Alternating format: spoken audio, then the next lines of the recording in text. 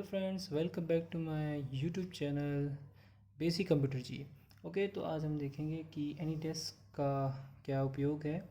Okay, सबसे पहले तो यहाँ जो एनीडेस्क का वेबसाइट दिख रही है, उसके अंदर बहुत सारे एप्लीकेशन बहुत सारे ओएस दिए गए हैं। विंडोज़ है, मैक ओएस है, एंड्रॉयड है, आईओएस है, लाइनक्स है। तो जिस भी तरह का आपका कंप्यूटर ओएस सपोर्टेबल है, उस सॉफ्टवेयर को आप इंस्टॉल करके एनीडेस्क यूज़ में ले सकते हैं।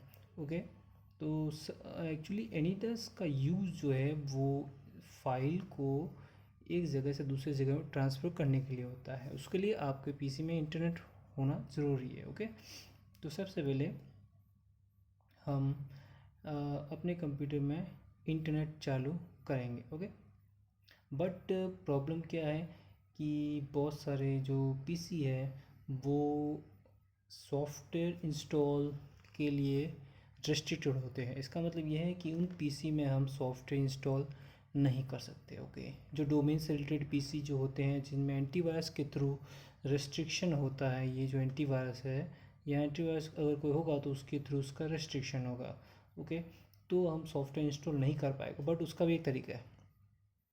ओके, उसका सबसे अच्छा तरीका ये है कि आप अपनी एंड्रॉयड वाली जो केबल है, जो ओरिजिनल केबल है, ओके, उस ओरिजिनल केबल को आप अपने लैप कंप्यूटर में लगाइए।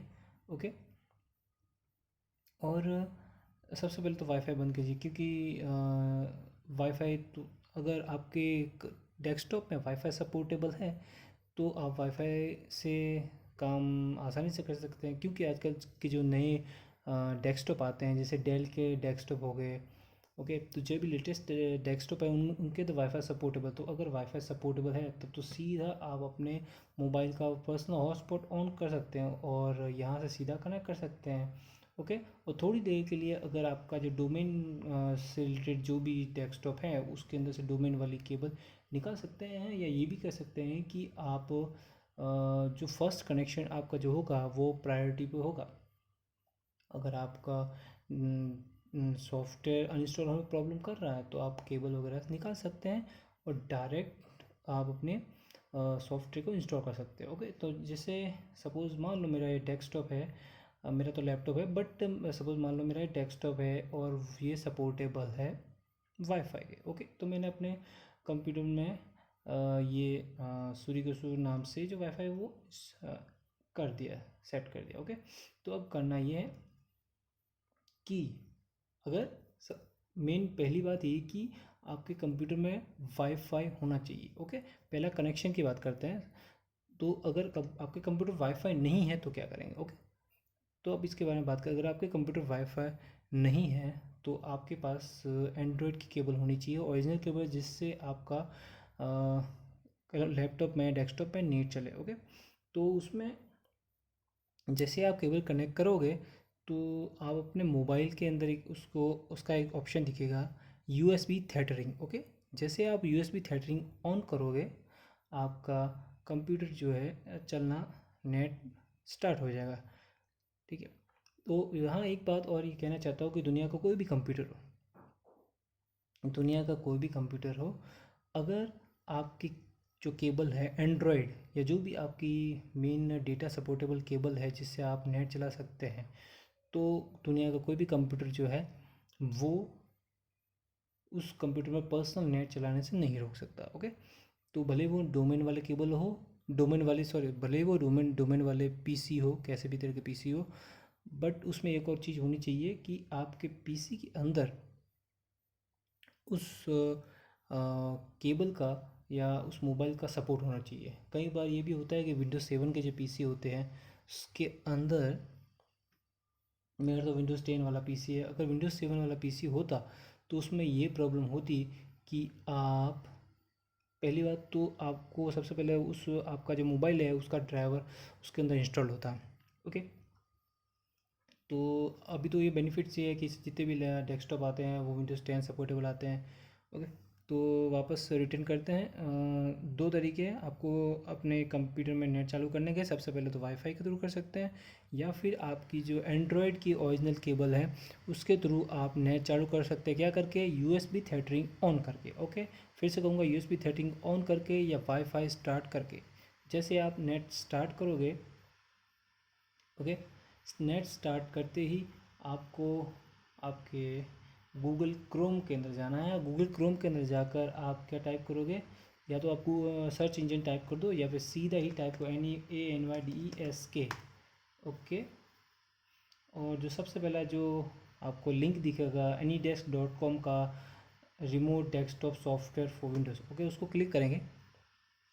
जैसे ही आप इसको क्लिक करेंगे तो यहाँ विंडोज़ डाउनलोड नाउ का ऑप्शन दिखेगा।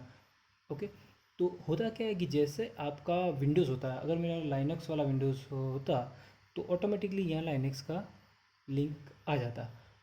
तो वैसे ओएस जो है वो अंडरस्टैंडेबल होता है कि आपको कौन सा डाउनलोड करना है, तो सीधे ही आप उसको डाउनलोड स्टार्ट कर देंगे। ओके, डाउनलोड स्टार्ट करने के बाद आपके डेस्कटॉप पर या जहाँ पे भी डाउनलोड किया है, आप जाएंगे डाउनलोड वाले सेक्शन में। ओके, जैसे ही डाउनलोड होगा आप जाओगे डाउनलोड वाले सेक्शन में, ठीक है ना। डाउनलोड वाले सेक्शन में जाकर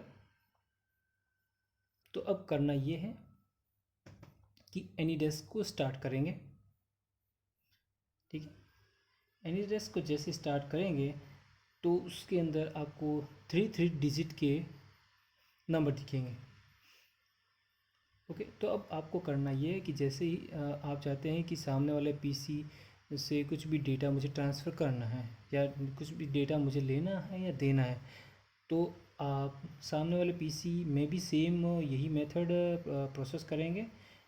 उसके कंप्यूटर में एनीडेस्क कॉपी करेंगे। आप कॉपी भी कर सकते हैं, सीधा कॉपी भी कर सकते हैं और कॉपी करके रन कर सकते हैं, या इंस्टॉल भी कर सकते हैं। बट प्रॉब्लम क्या है, आप कहीं कहीं बहुत सारे पीसी ऐसे होते हैं जिनके अंदर एनीडेस्क जो है वो रेस्ट्रिक्टेड होता है, इंस्टॉलेशन रेस्ट्रिक्टेड होता है। बट आप रन तो कर ही सकते हैं ना, तो आपको सिर्फ रन करना है, इंस्टॉल नहीं करना। ओके, तो रन करने के बाद आप क्या करेंगे, यहाँ रिमोट डेस्कटॉप में जो एंटर योर रिमोट, इसमें लिखा हुआ please enter the address of the remote desk would you like to access. Okay, तो सामने वाले कंप्यूटर है उसमें भी ये आप स्क्रीन ओपन करोगे। जैसे आप ओपन करोगे उसके अंदर भी एनी डेस्क का एड्रेस दिखेगा। ओके, तो जैसे सपोज़ मान लो सामने वाला जो यूज़र है उसका एनी डेस्क का एड्रेस ये है। ओके, एनी डेस्क का एड्रेस कुछ ये है। तो जैसे आप ये टाइप करोगे उसके बाद आपको कनेक्ट पे क्लिक करना है। जैसे आप कनेक्ट पे क्लिक करोगे, जैसे तो अभी ये वाला जो एनी डेस्क का नंबर है वो अवेलेबल नहीं है, मेन प्रॉब्लम ये है। बट अगर अवेलेबल होता तो यहाँ प्लीज़ वेट का साइन आता, और सामने वाला यूज़र जो है जैसे ही उसको एक्सेप्ट करता, आप उस डेस्कटॉप का कोई भी डेटा एक्सेस कर सकते थे। और आप उस डेटा को कॉपी भी कर सकते हैं। जैसे आप राइट क्लिक करके कॉपी करते हैं, वैसे के वैसे आप कॉपी कर सकते हैं। ओके, बट एनीडेस्क सॉफ्टवेयर बहुत ही उसको कह सकते हैं कि आपकी सिक्योरिटी को ये क्रैक कर सकता है। इसलिए हमेशा जब भी आप बैंकिंग सेक्टर से रिलेटेड कुछ भी काम करें, ओके, तो ख़ास कर ये ध्यान रखें कि आपका एनीडेस्क जो है, एनीडेस्क एप्लीकेशन जो है, यहाँ से जाकर देखें कि एनीडेस्क एप्लीकेशन रन में है, तो आप यहाँ से जाके उस एनीडेस्क एप्लीकेशन को क्लोज़ कर सकते हैं। इस पर राइट क्लिक करके आप उसको क्लोज़ कर सकते हैं, या फिर सीधा अलर्ट कंट्रोल और डिलीट बटन दबाकर आप टास्क मैनेजर में जाकर भी एनीडेस्क को क्लोज़ कर सकते हैं, इस पर क्लिक करके। और एंड टास्क वापस से बताऊंगा, अलर्ट कंट्रोल और डिलीट में जाकर टास्क मैनेजर आएगा, टास्क मैनेजर में जाके एनीडेस्क पे आप उसको क्लिक करके उसको क्लोज़ कर सकते हैं। ठीक है, फिर से कहूँगा, एनीडेस्क वैसे तो बहुत हेल्पफुल सॉफ्टवेयर है, बट आप उसका यूज़ बहुत केयरफुली करेगा। अगर आपका पीसी जो है वो बैंकिंग सेक्टर या ट्रांजैक्शन या इंटरनेट बैंकिंग से रिलेटेड काम करते हैं, तो बहुत ध्यानपूर्वक उसका यूज़ कीजिए। जब भी आप यूज़ करें तो एक बार एनीडेस्क आप अपना क्लोज ज़रूर कीजिएगा।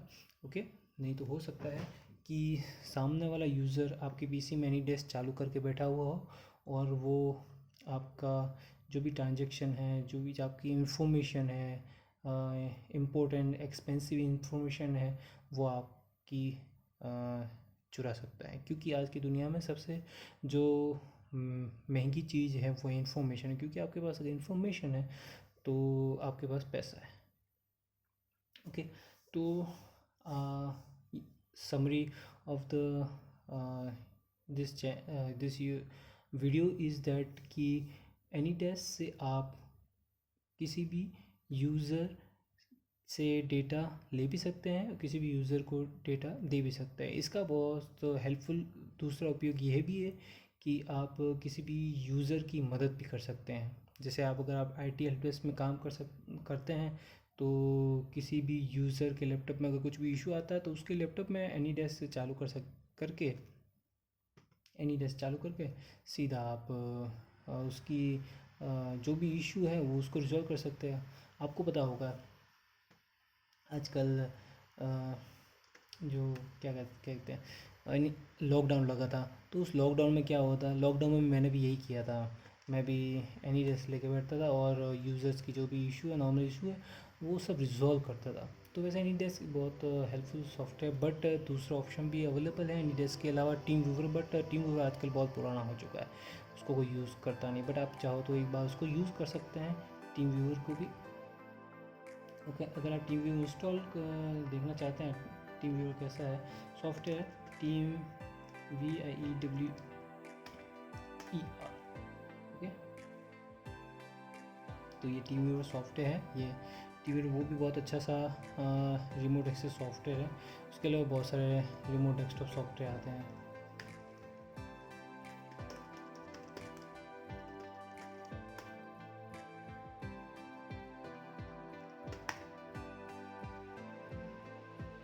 अगर आप इमेज पे क्लिक करेंगे तो रिमोट डेस्कटॉप सॉफ्टवेयर की बहुत सारी लिस्टें चालू हो जाएगी। ये देखो, ये वाला जो आइकन है, इस पर आपको दिख जाएगा कि ये एनीडेस्क है।